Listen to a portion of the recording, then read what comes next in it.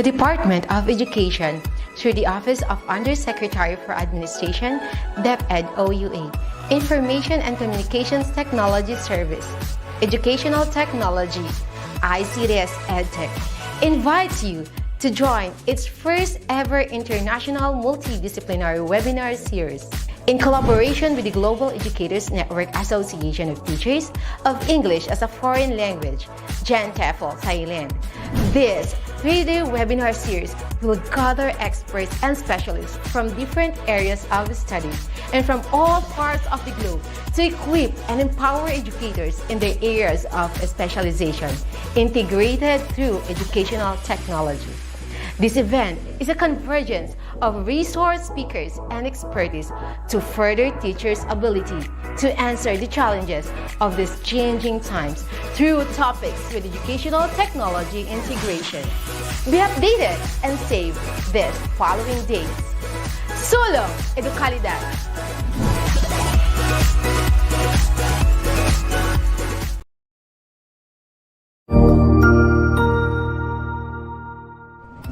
Magandang araw, Sir Wilbur po, at your service. Narito ang ETUlay upang gabayan ka sa inyong pag-aaral upang lubos na maunawaan ang iba't ibang paksa o subject. Ang ETUlay ay isang free online tutorial class na pinangungunahan ng ICTS Educational Technology Unit sa pamumuno ni Undersecretary Elaine Del B. Pascua.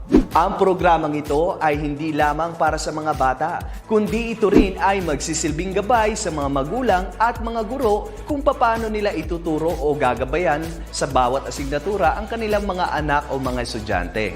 Sa kasalukuyan, ang self-learning module mula sa rehiyon ng Calabarzon at kilala sa tawag na pivot ang ginagamit sa ating ETUlay online class. Kaya ano pang hinihintay ninyo? Ihanda na ang inyong mga ballpen o lapis, papel o kwaderno at samahan kaming itulay ang pagkatuto para sa bawat batang Pilipino. Sama-sama tayong magtutulungan para malampasan ang mga hamon sa panahong ito. Halina't matuto kasama ang inyong online tutor sa oras na ito.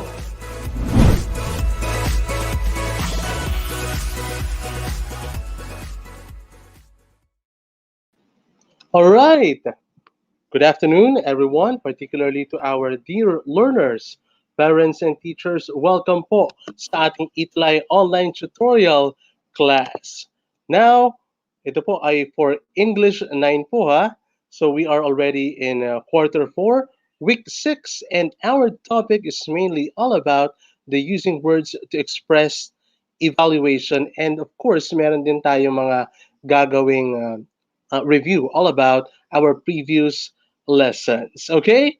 All right. So, let us begin. Pero bago yan, good afternoon, watching po from San Juan or San Roque Central Elementary School. Advised si Ma'am Marifel Malinit. And of course, batiin din natin ang mga high school teachers. This is particularly for the grade 9 learners. Pero pwede naman even our elementary school learners. Okay? Good afternoon po, watching from Pangi Elementary School in Mako North District Division of Davao de Oro. Hello po. Magandang hapon and happy learning. Have a blessed afternoon. That's coming from Marjorie Sarsuela. Hello there, Evangeline Edulantes Amogis. Hello there from Davao de Oro.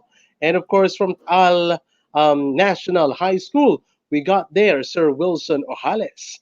And from Taal Senior High School, Dr. Babylin C. Gonsalvo and the rest of the Taal District. Good afternoon, and also good afternoon watching from and listening from Echage West District in Doña Magdalena H. Gapod High School. Si Alaika Navarro, 9 Capricorn. Hello there. Ayan. So once again, our topic is all about the using of words to express evaluation.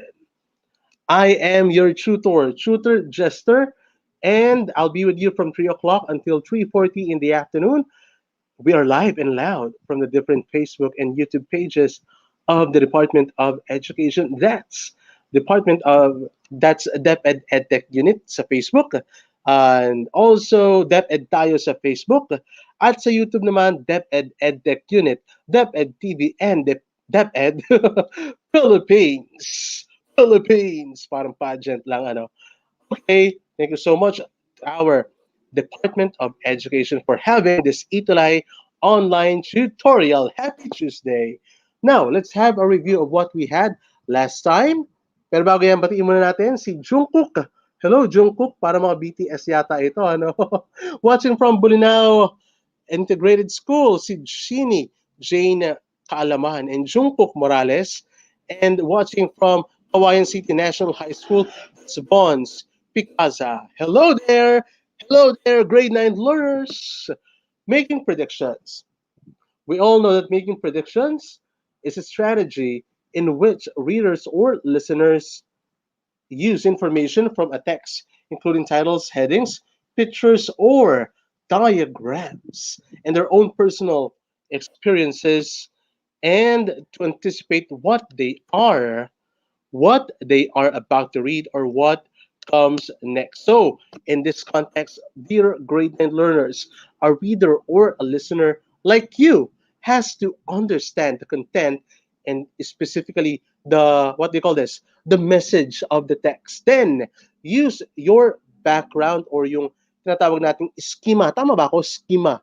That's a schema or yung previous knowledge ninyo to make predictions then. Now, in making inferences naman, it is really different from making the predictions. Because when you infer, you don't actually refer to future events. So may pagkakaiba ang inferences and predictions. Although, somewhat, meron din namang pagkakahalintulad. Okay? All right, let's continue. Okay. Now, in order to make predictions, learners need to evaluate the components of the information they have while also making reasonable judgments about possible outcomes. Meaning to say, you can apply analytical listening in making predictions by, how do you call it? By evaluating the content of the given text and connecting the evaluation or textual evidence to yung background knowledge or yung schema na meron kayo in order to make judgments and arrive with the um, possible or yung correct na prediction ninyo.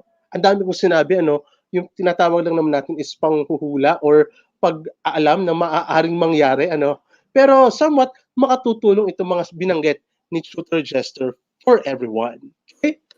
All right. Now, to successfully make predictions and projections through analytical listening, it is suggested to use yung tinatawag nating mga charts o yung specifically ang mga diagrams, specifically ang para sa akin yung pinakamaganda na or hindi ko alam baka naman iba ang sa inyo, pero for me, tinatawag ko it's the tabular chart. May papakita ko sa inyo later on. It is for you to make the information well organized and easy to understand and as well as to evaluate then. Now, so kaya yun talaga ang madali na maaaring gawin. Mamaya ipapakita ko sa inyo. Okay? Now, meron tayo ditong activity and all you need to do is to give me or tell whether if it is true or false. All about making predictions. O yung panghuhula o yung maaaring mangyari. Watching from Kaunlaran High School in Navotas City, si Jessica Eunice Raras. Good afternoon and happy learning to you. Happy learning to you. Anyway, let's continue. Hyper na hyper si Tutor Jester, no? Okay, number 1. True or false, making predictions is a reading and listening strategy that refers to your conclusion and inference of what will happen next or a future event in any given situations. Nagrap na si Tutor Jester. Is it true or false? What is your answer now? Humina ang boses, pero humihinga lang yan. So, definitely, the answer of Bon Picasa is true. Wow. Let's reveal the answer. It is indeed true. Okay, now, number 2. Making inferences is similar to making predictions since both of these skills or these skills require you to use your background knowledge. Making inferences is similar to making predictions, since both of these skills require you to use your background knowledge. Is it true or false? According to Jessica, Eunice, Raras, and according to Vaughn, and according to Ben, and according to um, Mary and Jane, you got their false. Ayon kay Jessica, it's true. Ayon kay Mary Jane, it's false. Ayon naman kay Mark, it's false. Ayon kay Anthony, it's false then. And according to Edward, it's false. So let's reveal the answer for number two. It is indeed false. Okay, you got it correctly. Anthony, Mark, and of course, yes, you got it correctly. Hello, Jungkook again. Number three, making predictions can be done and applied only in reading but not in listening. Making predictions can be done and applied only in reading but not in listening. Uy, tama ka, Cheska, kanina. Ha? It's false for number two. You are correct for that. So, for number three, true or false, again, in making predictions, can be done and applied only in reading but not in listening. Ganun ba dapat? Ganun ba talaga dapat? Kapag daw tayo ay nanghuhula o yung mga maaaring mangyari, ang pinapagana lang natin, ang ginagamit lang natin is yung reading, hindi daw natin nakikinig. Definitely, it is false. Okay? It is indeed false. All right, so let's continue. Okay. All right, so number four, in making predictions, it requires critical or analytical thinking to arrive with a conclusion based on the given evidences. Hello there, Sian. Watching from SSES West Central School, si Christian P. Adriano. Hello there. All right, so again, for number four, making predictions requires critical or analytical thinking to arrive with a critical or analytical thinking to arrive with a conclusion based on the given evidences. Is it true or false? If you answered true, like Cheska, like Patrick, like Sian, like Kim, like a rose, it is indeed true. You are correct. Ang huhusay talaga ng ating dear learners. Number five, the statement, Milton's doctor won't be happy when he sees that terrible sunburn, will surely tell Milton that he needs to be more careful. What about? Is an example of making predictions. Again, ulit natin ha. The statement, Milton's doctor won't be happy when he sees the terrible sunburn. He will surely tell Milton that he needs to be more careful. Is an example of making predictions. Is it true or false? What is your answer for that? According to Cheska, it's true. According to Eunice, it's true. According to Lyris, it's true. According to Will, it's true. According to Jason, it's true. According to Kimberly, according to Billy, according to Trini, and according to Jasmine, it's true. Let's reveal the answer. For number five, it's indeed true. Ang huhusay naman, dear grade 9 learners, kagagalain ng mga grade 9 na are. Talagang may pagmamalaki ng kanilang mga magulang at mga teacher. Okay, so let's continue our discussion. Now let's have this one. What event is mostly likely to occur next in this selection? Or shall I say, pwede namang story. Ano daw yung maaaring mangyari maaaring mangyari dito sa ating selection, dito sa ating story. Kasi may kulang may kailangang tapusin So what do you think will happen? Let me read this with you. Okay, John, again, in 3, 2, 1. John sat in the classroom and drew pictures of the fighting warriors in his notebook, while his teacher lectured about biology or something. He didn't really know for sure. Hmm. The last thing he remembered saying was that there would be a test tomorrow. His heart jumped. He went home to study for the test. So, hindi ako galit ha, medyo hyper lang. Bitin ko ha. The last thing he remembered her saying was that there would be a test tomorrow. His heart jumped. He went home to study for the test, but he was soon drawn to his game box. He played Fighting Warriors long into the night. When his alarm clock rang the next day, he was too tired to hit the snooze button, so he let it beep for about 20 minutes before he got up and went to school. As she had promised, the teacher has prepared a test. She reviewed testing procedures and directions with the class and then passed out the test. John looked at his test and scratched his head like this. So, what do you think? Or what event is mostly likely to occur next? Ano kaya ang maaaring mangyari? I want you to answer that now para mabasa ko siya later on. So, let me have this explanation. In apply analytical listening through textual evidences like this, itong ating binasa, you can predict that John would have failed the test of the teacher, or he would be scolded by both his teacher and parents for being a responsible student. The textual evidence found in the text and your previous knowledge allow you to predict the result of John's examination. Ano kaya ang specific thing that will happen on that note? According to Cheska, John will not pass the test and John will get a low score. Let's find out later on. Maaari, pwedeng pwede. Diba? Okay, let's continue. Now, let's take a look on this one. Sabi ko nga kanina, pwede tayong gumamit ng, in making predictions, pwede tayong gumamit ng tabular chart. Doon sa first column, maaari natin ilagay yung mga predictions, and the second column, mga evidences based from the text that we have read. Okay?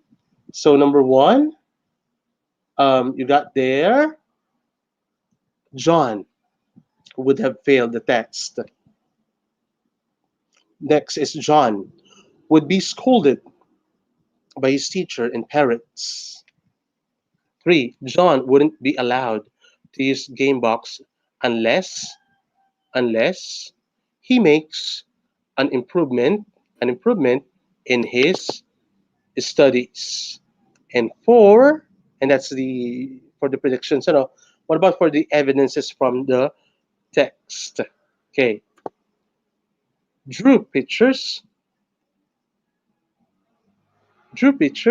of the fighting warriors. There would be a test tomorrow. Then drawn to his game box. Then played long into the night. Then too tired to hit the snooze button. And John scratched his head. So, kind of take a look on that on this tabular chart. Okay. All right. So, ang gagaling talaga ng ating dear learners. Talaga meron na agad na isagot. Meron mga predictions all about this thing. Good job. All right. Okay. Now, based on that note, dear learners, ganito. Yun yung maaari, na evidences natin from our predictions. Kaya, it is advisable para masanay din kayo sa in making predictions, nagmamit ng mga tabular charts at gumawa kayo ng column na predictions and the evidences from the text para malaman nyo na mas madali kung ano ba yung content ng particular selection. Okay? Alright, so let's have the activity base pa rin sa ating mga nabasa kanina.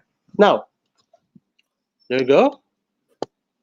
Write the letter that corresponds to the correct answer. Number 1, how does a listener apply analytical listening in making predictions?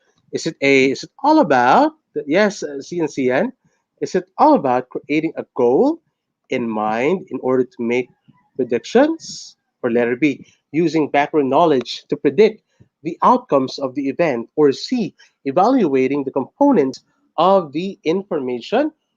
Listen to make sound judgments on the possible outcomes or predictions, or letter D, taking note of the important details found in the text. So what do you think?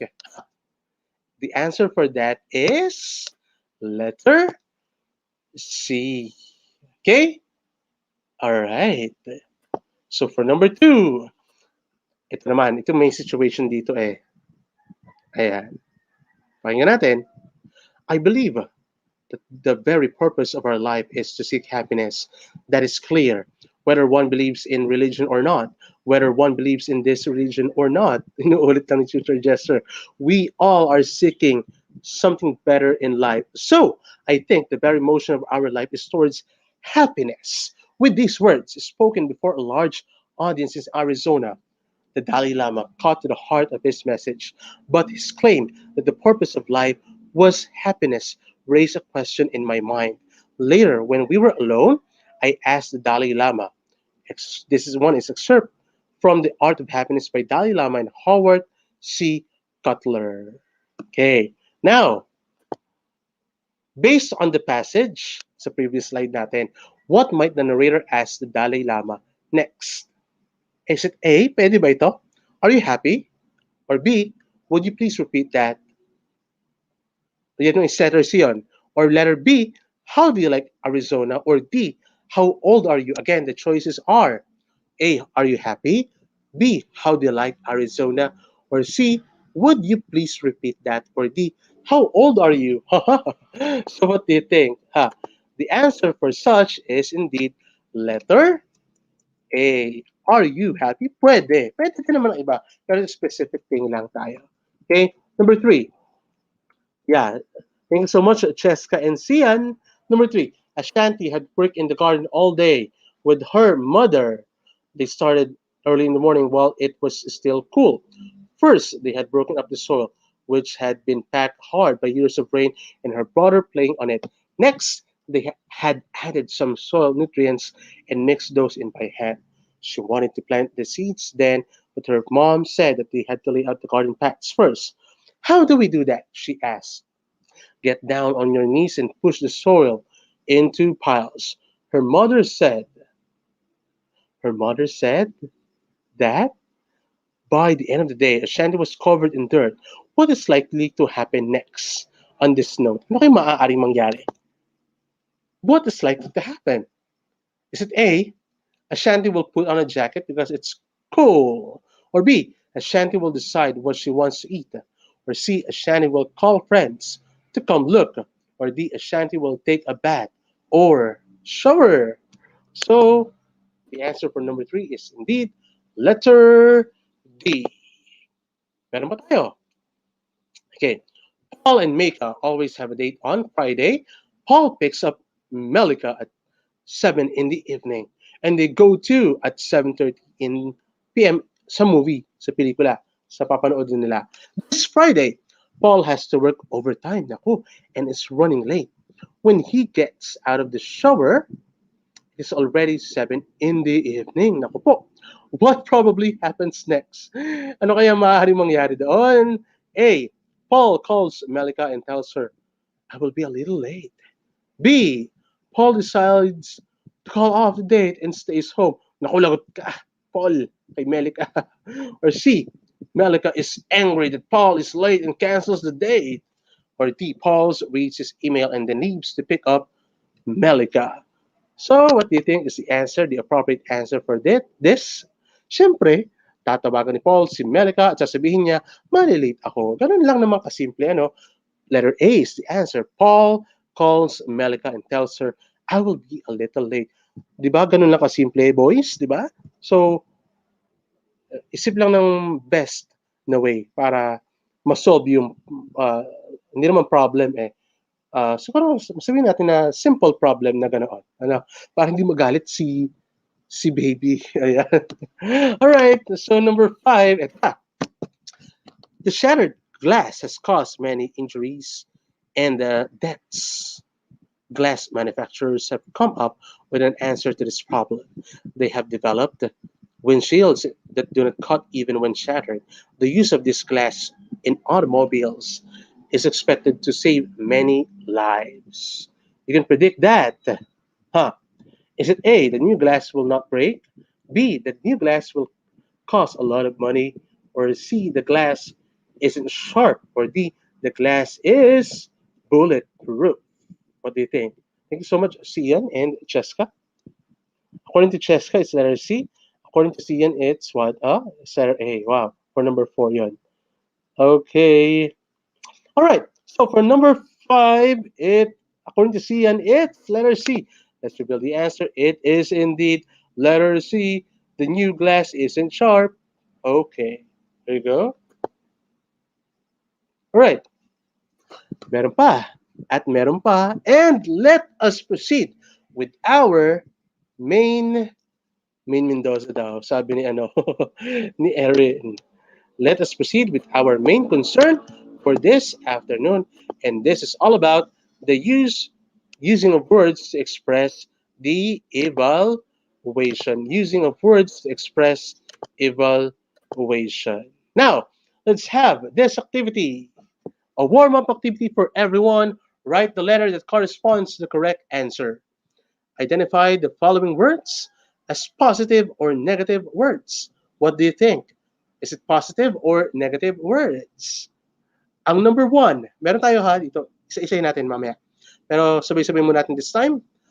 1 is lovely. 2 is informative. 3 is restricted. And 4 is wonderful.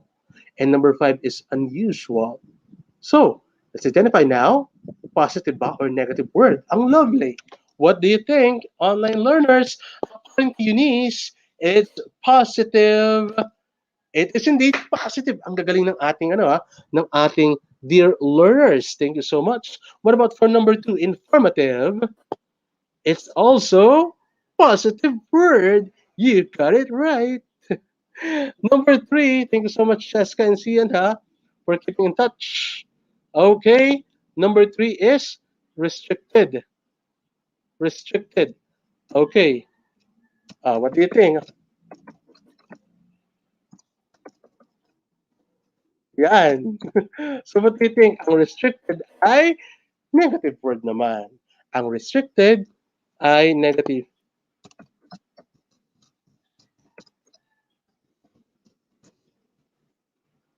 Yan. So what do you think?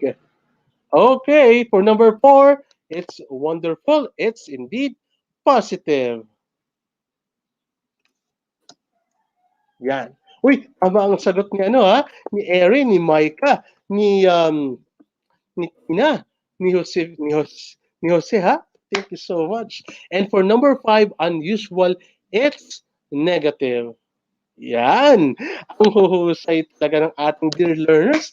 Talagang very participative and very, how do you call it, active ang ating dear grade 9 learners. Thank you so much sa aking one of my mentors and sa aking director na si Ma'am Direct Tutor Jane. Thank you so much po, Ma'am Direct Jane.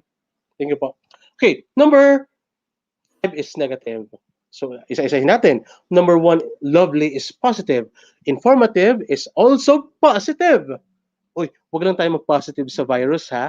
Negative sa virus. Positive in life. Okay? Okay, alright. Ulitin natin. Lovely, positive. Informative, positive. Restricted, negative. Wonderful, positive. Unusual, negative. Alright. Okay, let's proceed with the next one. Ano ba nakikita natin sa ating larawan here, sa ating picture dito? As you can see, we got here our Philippine flag. Meron tayong statement there. Kaya na-read nga ang ating statement, dear learners at home. Okay, sabay-sabay tayo in 1, 2, 3. Some students show respect to our Philippine flag during flag ceremonies. Again, some students show respect to our Philippine flag during flag ceremonies. What do you call this statement about a group of people? Okay, so this one, makinig. Listen up. This statement is an example of generalization. The statement considered Is the statement considered true? How? Paano? Yes, the statement is true. Some students stand straight and face the Philippine flag with honor and respect. Diba? Some students place their right hand over their left chest. Yan, kapag na ginagawa ko. These are supporting statements of the generalizations. Yung mga other sentences na nabanggit ko, yun ang tinatawag nating supporting statements sa mga nauna kong mga nabanggit. Now, listen up. We use words to describe emotions, also to evaluate the worth and quality of things and processes, and also to make judgments about other people's behavior. Di ba? Hindi natin maiwasan minsan. We evaluate people by looking at them, by reading somewhat, by reading their mind, by reading their gestures, by looking at their gestures, by looking at their faces. We can evaluate them. These words are called evaluative language. Now, so for today's lesson, we are going to discuss using words to express evaluation. Sa ating previous activity, you identified the adjectives as positive or negative. Di ba? Kanina lamang yan. Yung mga adjectives na yun. Ang iba positive, ang iba negative. Now, those words express judgments. Yan. Mahilig tayo minsan mag-judge, mag-evaluate. Pero minsan naman, we use judgments for the betterment of the people. Dapat lang na we always judge people for the betterment of them. Dapat lamang. Para walang gulo, walang away. The adjectives lovely, informative, as well as restricted, wonderful, and unusual are examples of evaluative vocabulary. Again, it's evaluative vocabulary. Okay? Evaluative vocabulary or the evaluative language is used to express yun nga, positive and negative feelings and judgments. Yan. Writers use these words to express evaluation. Now, evaluation is intended in simple terms as the indication that something is good or bad. Evaluative language can express shades of meaning, feeling, and opinion. Okay? So, let's proceed with this examples. Tingnan natin itong mga examples na ito. Number 1, great heroes sacrifice their lives to achieve our independence. Number 2, consumers are supported in local businesses. Unahin natin yung number 1. Ulit natin Great heroes sacrifice their lives to achieve our independence. So, in the first, sa ating unang pangungusap, in the first sentence, the word hero, the word hero or heroes, yun ang ating noun. When asked, what is your judgment about the heroes? The answer will be great. Great is the evaluative word that expresses the judgment on heroes' behavior. Doon naman sa second sentence, ulitin natin, consumers are supportive in local businesses. Again, consumers are supportive in local businesses. So in the second sentence, the word consumers, yun yung tinatawag nating noun, di ba? Supportive is the evaluative word for the noun consumers. Evaluative language expresses, how do you call it, yung attitudes that meron tayong tinatawag na three types of attitudes. Ano ba yun? Kapag sinabi natin attitudes, meron siyang three subtypes, namely affect, also have judgment and appreciation. Affect, judgment, and appreciation. Affect, judgment, and appreciation. Affect, judgment, and appreciation. Isa-isahin natin. Okay? Isa-isahin natin ang mga iyan. When we say affect, this one, describing emotions and how people feel. By the way, good afternoon po, watching from Kaunlaran High School in Navotas City. That's Jody Pasinio. Hello there. Si Ma'am Jody ba ito? Kindly share naman this video sa mga group chats nyo sa GC or sa Facebook nyo or kahit sa GC na lamang para mas madaming learners ang matuto. Okay? Again, number 1 is affect. Describing emotions and how people feel. Examples natin. The students are inspired to study our history. Loving, number 2 is loving millennials. Loving millennials are enjoy reading Filipino books. The Filipino are upset with the terrible news. What about? What about? These are the examples of emotions and feelings. Yan.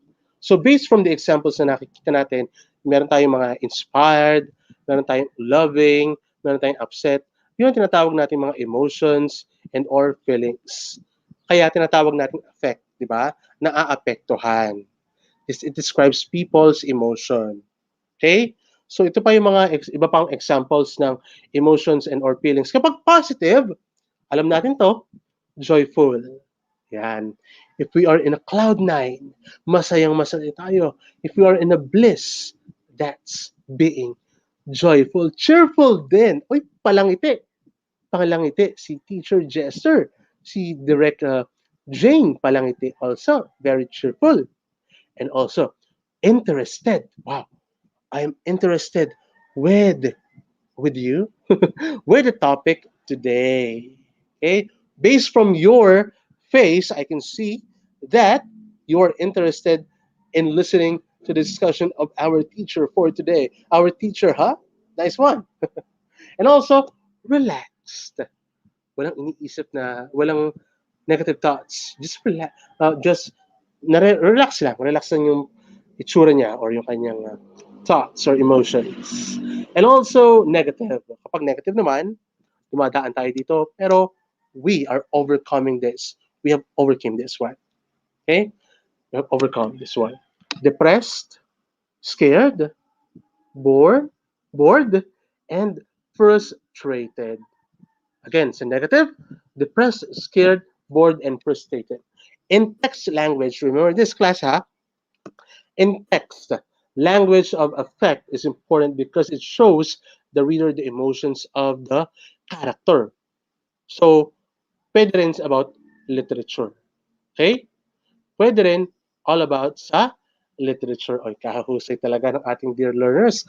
Watching from Taal National High School, you got there Erin Mendoza, and also from Governor Feliciano Leviste Memorial National High School.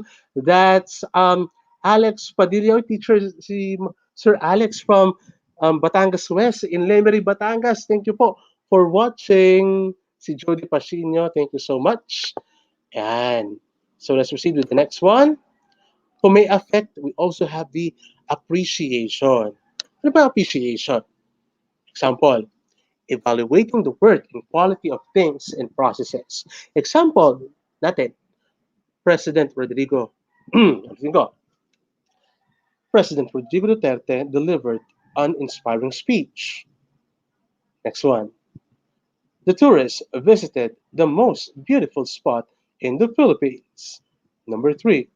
We must embrace our unique culture and traditions. Okay, yeah. So the underline, we got there inspiring, most beautiful, and unique. Those are examples of appreciation. Okay, very good, huh? And also, meron tayong affect, may appreciation, and also we have the judgment naman dyan. Yan. Dyan actually pumapasok yung evaluation natin. Whether masasabi natin ang judgment may goodness or badness din naman. Ano? Pwedeng good, pwedeng bad. Okay? Pero mostly positive ang kagustuhan nitong judgment na meaning na ito, yung content nito. Describing the moral or the legal behavior of someone. Example, all about sa tao, Jose Rizal is a good writer. We all know that, di ba? Because of his art, because of his masterpieces, mga novels niya, El Filibusterismo, ano pa nga ba? No Limitangere, at marami pang iba. Next is, it is expected to sing correctly when the national anthem is played. Okay.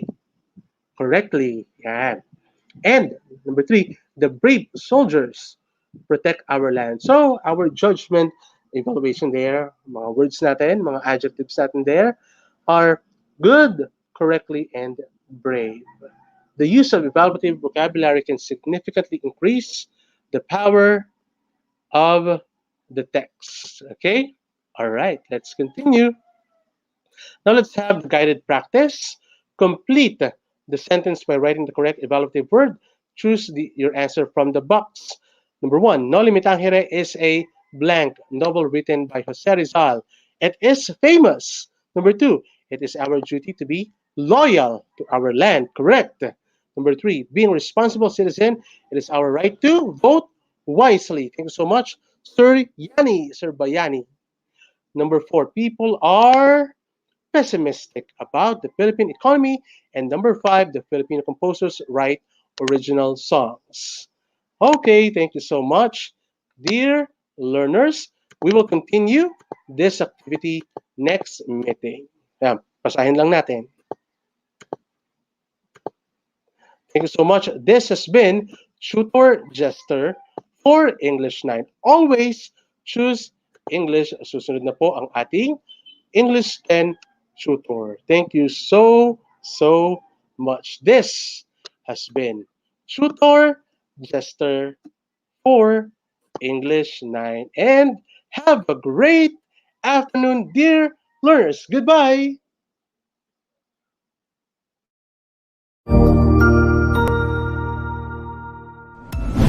Sigurado ako na marami ka na namang natutuhan sa ating ETUlay tutorial session ngayong araw. Tandaan, ito ay hindi lamang para sa ating mga mag-aaral, kundi pati rin sa ating mga minamahal na guro at mga magulang na kaagapay natin para maituloy ang pagkatuto sa kabila ng nararanasang pandemya.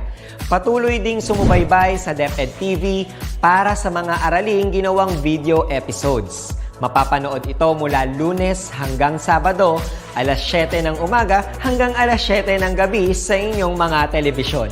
Abangan bukas mula 1:00 ng tanghali ang iba pang aralin sa ating ETUlay free online tutorial session sa Filipino.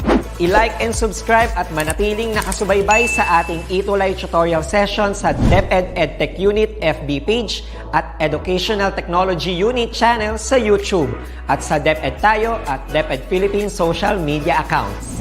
Paalam!